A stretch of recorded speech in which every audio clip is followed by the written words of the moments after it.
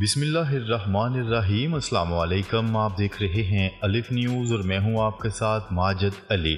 شامل کرتے ہیں پاکستان اور دنیا بھر سے آن لائن ہیڈ لائنز۔ اسرائیلی فوج نے ایران کے ممکنہ حملے کے پیش نظر تل ایویو میں تمام جی پی ایس سگنلز کو غیر فعال کرنا شروع کر دیا۔ العربیہ.net کے حوالے سے خبر سامنے آئی ہے کہ اسرائیل جو پہلے ہی ایران پر متوقع حملے کے بعد دوبارہ ایرانی رد عمل کے خطرے میں مبتلا ہے، اب اس نے اس خدشے کے پیش نظر تل ایویو کے علاقے کریا میں تمام جی پی ایس سگنلز کو غیر فعال کرنا شروع کر دیا ہے۔ کریا کے علاقے میں اسرائیل کی وزارت دفاع کا دفتر بھی ہے اور یہ اقدام پیشگی حفاظتی نقطہ نظر سے کیا جا رہا ہے۔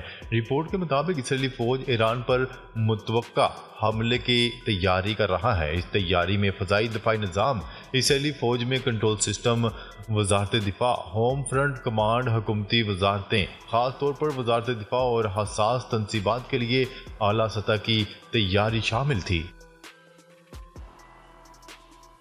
جدید ترین امریکی دفاعی نظام فوجی دستے سمیت اسرائیل پہنچ گیا۔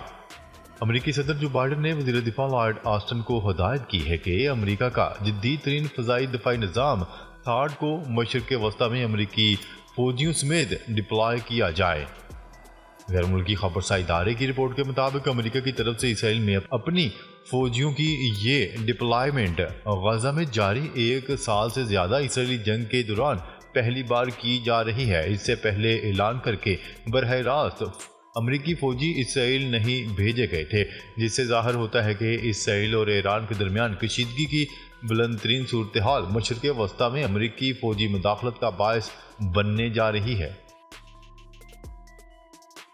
سعودی عرب اور مصر کا غزہ لبنان میں جنگ بندی کا مطالبہ، سرمایہ کاری پر اتفاق۔ سعودی ولی عہد شہزادہ محمد بن سلمان اور مصری صدر عبدالفتاح السیسی نے غزہ اور لبنان میں جنگ بندی کا مطالبہ کر دیا۔ غیر ملکی میڈیا کی رپورٹس کے مطابق سعودی ولی عہد شہزادہ محمد بن سلمان مصر کے اہم دورے پر ہیں۔ ان کا یہ دورہ غیر معمولی اہمیت کا حامل ہے۔ اس موقع پر انہوں نے گزشتہ روز مصری صدر سے ملاقات کی۔ دوران ملاقات دونوں رہنماؤں نے خطے میں تیزی سے بڑھتی ہوئی کشیدگی اور غزہ اور لبنان کی تازہ ترین صورتحال پر بھی تبادلہ خیال کیا۔ اسرائیل میں کہیں بھی حملہ کر سکتے ہیں، حزب اللہ قائم مقام سربراہ نے خبردار کر دیا۔ لبنان کی مزاحمتی تنظیم حزب اللہ کا کہنا ہے کہ ہمارے حملوں سے اسرائیل کو تکلیف پہنچے گی اور ہم اسرائیل میں کہیں بھی حملہ کرنے کا حق محفوظ رکھتے ہیں، کیونکہ دشمن نے لبنان میں ایسا ہی کیا ہے۔ اسرائیلی حملوں میں حزب اللہ کے سربراہ حسن نصر اللہ اور دیگر کمانڈرز کی شہادت کے بعد سے حزب اللہ اور اسرائیل کے درمیان جنگ میں مزید شدت آ گئی ہے۔ حزب اللہ کے قائم مقام سربراہ نعیم قاسم نے کہا کہ حزب اللہ اسرائیل کو تکلیف پہنچائے گا۔ حماس اور حزب اللہ کے مسلسل حملے، اسرائیل کے پاس فضائی دفاع کے لیے استعمال ہونے والے میزائل کم پڑ گئے۔ اسرائیل کو فضائی دفاعی نظام میں استعمال ہونے والے انٹرسیپٹر میزائلوں کی شدید کمی کا سامنا ہے۔ برطانوی اخبار فائنینشل ٹائمز نے ہتھیاروں کی اس صنعت سے تعلق رکھنے والے افراد اور دفاعی تجزیہ کاروں کا حوالہ دیتے ہوئے دعویٰ کیا ہے کہ اسرائیل کو ایران کی طرف سے کسی نئے میزائل حملے سے اپنا دفاع کرنے کے لیے دفاعی نظام میں استعمال ہونے والے میزائلوں کی کمی کا سامنا ہے۔ ایران کی تیل کی تنصیبات پر حملہ نہیں ہوگا، تل ایویو نے جو بائیڈن کو مطمئن کر دیا۔ امریکی حکومت کے ذمہ داران نے باور کروایا ہے کہ صدر جو بائیڈن کی انتظامیہ یہ سمجھتی ہے کہ اسے اسرائیل کی جانب سے یہ اطمینان ہو گیا ہے کہ وہ ایران کی جوہری یا تیل کی تنصیبات پر حملہ نہیں کرے گا۔ اس سے قبل امریکہ نے گزشتہ ہفتے علانیہ طور پر اپنے اندیشوں کا اظہار کیا تھا کہ اسرائیل اپنی جوابی کارروائی میں ایران کی تیل کی اور جوہری تنصیبات کو نشانہ بنا سکتا ہے۔ اسرائیلی حملے کا فیصلہ کن جواب دینے کے لیے تیار ہیں ایرانی وزیر خارجہ۔ ایران کے اعلیٰ سفارتکار نے بدھ کے روز اقوام متحدہ کے سربراہ انطونیو گوتریس کو خبردار کیا کہ اگر اسرائیل نے میزائلوں کی بوچھاڑ کے جواب میں اسلامی جمہوریہ ایران پر حملہ کیا تو وہ فیصلہ کن اور افسوسناک جواب دینے کے لیے تیار ہے۔ وزیر خارجہ عباس اراغچی کے دفتر نے ان کے حوالے سے بتایا، خطے کے امن و سلامتی کے تحفظ کے لیے ہر ممکن کوششیں کرتے ہوئے ایران اسرائیل کی کسی بھی مہم جوئی کا فیصلہ کن اور افسوسناک جواب دینے کے لیے پوری طرح سے تیار ہے۔ نیتنیاہو مت بھولیں اسرائیل کا قیام اور وجود اقوام متحدہ کی قرارداد کے مرہون منت ہے۔ اسرائیلی وزیر اعظم نیتنیاہو کو یہ بھی نہیں بھولنا چاہیے کہ ان کے ملک اسرائیل کا قیام محض اقوام متحدہ کی قرارداد کے نتیجے میں عمل میں لایا گیا تھا۔ یہ بات فرانسیسی صدر ایمانوئل میکرون نے ایک روز قبل اپنی کابینہ میں گفتگو کرتے ہوئے اس وقت کہی جب وہ اسرائیل کو اقوام متحدہ کے ادارے کی قراردادوں اور چارٹر پر عمل کے لیے کہہ رہے تھے۔ حزب اللہ کے 3 جنگجو جنوبی لبنان سے گرفتار کرنے کا اسرائیلی دعویٰ۔ اسرائیلی فوج نے کہا ہے کہ اس نے جنوبی لبنان میں حزب اللہ کے 3 جنگجوؤں کو گرفتار کر لیا ہے۔ لبنان پر اسرائیلی زمینی حملے کے اعلان کے بعد سے اب تک کا یہ دوسرا ایسا واقعہ ہے جس کا اسرائیل نے دعویٰ کیا ہے۔ اسرائیلی فوج کا کہنا ہے کہ ایک عمارت کے نیچے زیر زمین سرنگ کا استعمال حزب اللہ کی طرف سے کیا گیا تھا۔ فوجی بیان کے مطابق اسرائیلی فوج نے اس عمارت کا محاصرہ کر کے 3 جنگجوؤں کو حراست میں لے لیا۔ ان تینوں کا تعلق رضوان فورس سے ہے۔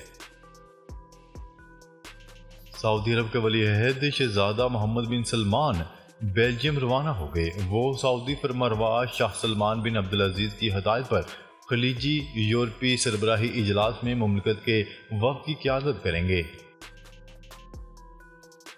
لبنان کی سمت سے اسرائیل پر 50 راکٹ داغے گئے۔ حزب اللہ کا صفد پر حملے کا دعویٰ۔ اسرائیل اور حزب اللہ کے درمیان لڑائی کا سلسلہ بدستور جاری ہے۔ اسرائیلی فوج کے اعلان کے مطابق لبنان کی سمت سے 50 راکٹ شمالی اسرائیل کی جانب داغے گئے۔ فوج نے اپنے بیان میں مزید بتایا کہ بعض راکٹوں کو فضا میں ہی روک دیا گیا جبکہ دیگر راکٹ علاقے میں گرے۔ ادھر حزب اللہ کا کہنا ہے کہ اس نے شمالی اسرائیل میں واقع شہر صفد پر راکٹوں کی بارش کر دی۔ العربیہ کے نمائندے کے مطابق حزب اللہ نے دو یہودی بستیوں میں اسرائیلی توپوں کو نشانہ بنانے کا بھی دعویٰ کیا ہے۔ اس سے قبل منگل کی شام اسرائیلی فوج نے اعلان کیا تھا کہ سرحد کے راستے لبنان سے اسرائیل آنے والے 2 ڈرون طیاروں کا پتہ لگا کر انہیں فضا میں ہی تباہ کر دیا گیا۔ امریکی وزیر خارجہ اور وزیر دفاع کا اسرائیل کو دھمکی امیز خط۔ غیر ملکی خبرساں ادارے کی رپورٹ کے مطابق امریکہ نے اسرائیل کو غزہ میں انسانی صورتحال بہتر بنانے کے لیے 30 دن کا وقت دے دیا۔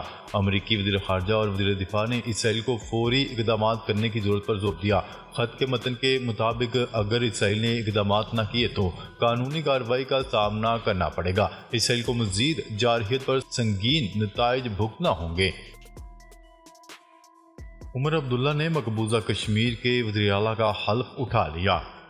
بھارتی میڈیا کی رپورٹ کے مطابق ریاستی انتخابات میں کانگریس اور نیشنل کانفرنس کا اتحاد کامیاب ہوا تھا۔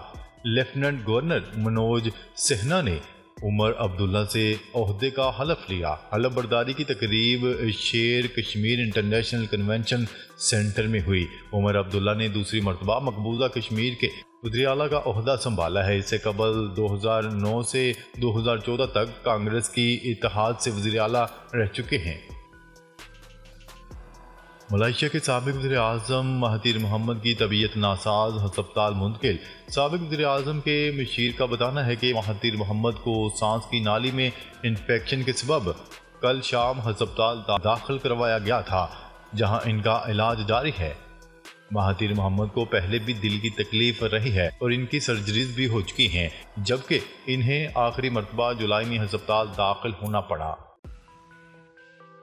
پاکستان اور چین سی پیک راہداری کا اپ گریڈ ورژن تشکیل دیں گے چینی میڈیا۔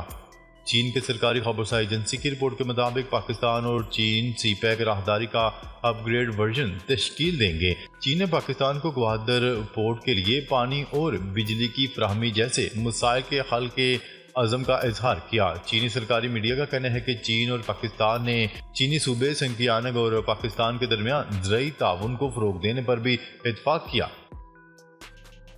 ایس اجلاس کو کامیاب بنانے کے لیے پاکستان کی حمایت کی بھارتی وزیر خارجہ جے شنکر نے ایس اجلاس میں خطاب کرتے ہوئے کہا، پاکستان کو ایس کی صدارت سنبھالنے پر مبارکباد پیش کرتا ہوں۔ جے شنکر کا کہنا تھا کہ ایس اجلاس کو کامیاب بنانے کے لیے پاکستان کی حمایت کی۔ اور ہم ایسے وقت میں مل رہے ہیں جب دنیا بھر میں حالات پیچیدہ ہے۔ دنیا پائیدار ترقی کے اہداف حاصل کرنے میں پیچھے ہے۔ جے شنکر کا مزید کہنا تھا کہ دنیا میں 2 بڑے تنازعات چل رہے ہیں اور تنازعات کے عالمی اثرات بھی ہوتے ہیں۔ کورونا کی وجہ سے دنیا میں پہلے سے معیشت کو بڑا نقصان پہنچا اور موسمیاتی تبدیلیوں کی وجہ سے دنیا بھر میں منفی اثرات مرتب ہو رہے ہیں۔ شنگھائی تعاون تنظیم کا مشترکہ اعلامیہ جاری، نئے اقتصادی ڈائیلاگ پر اتفاق۔ پاکستان کی میزبانی میں ہونے والے شنگھائی تعاون تنظیم کے مشترکہ اعلامیہ میں نئے اقتصادی ڈائیلاگ سمیت مختلف امور پر اتفاق کیا گیا۔ شنگھائی تعاون تنظیم کے 23ویں سربراہی کانفرنس میں وزیر اعظم شہباز شریف کی زیر صدارت SCO اجلاس کے اختتام پر مشترکہ اعلامیہ جاری کر دیا گیا، جس میں رکن ممالک نے نئے اقتصادی ڈائیلاگ پر اتفاق کیا۔ ناظرین، اب تک کے لیے اتنا ہی۔ مزید خبریں لے کر بہت جلد آپ کی خدمت میں حاضر ہوں گے۔ تب تک کے لیے اپنا خیال رکھیے گا۔ اللہ نگہبان۔